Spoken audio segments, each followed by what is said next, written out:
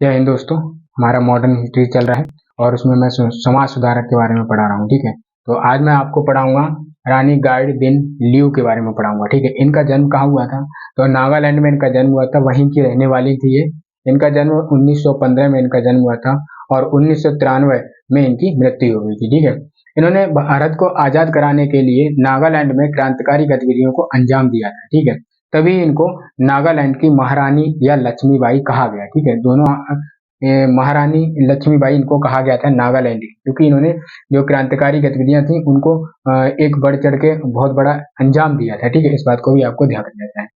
और ये गोरिल्ला युद्ध और शस्त्र संचालन में निपुण थी, मतलब गोरिल्ला युद्ध भी जानती थी।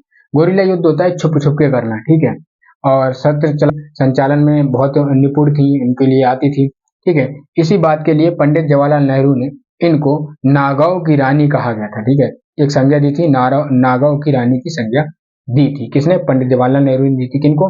तो रानी गाइडिन ल्यू को दी थी। ठीक है, इन्होंने स्वतंत्रता संग्राम के योगदान के लिए इनको प्रधानमंत्री की तरफ से ताम्रपत्र उपाधि दी गई थी, मतलब पद्म विभूषण उपाधि दी गई थी। ठीक है, ताम्रपाषण से सम्मानित किया गया था, ताम्रपात्र सम्मानित किया गया था और राष्ट्रपति की ओर से पद्म विभूषण से सम्मानित के लिए कहा गया था, इनकी उपाधि दी गई थी। ठीक है, तो ये रहा रानी गाइडिन ल्यू के बारे में। ठीक है, ये नागालैंड की रहने वाली थी और इनको रानी लक्ष्मीबाई नागालैंड का कहा जाता है। ठीक है, तो आज के लिए बस इतना ही। जय हिंद, जय भारत।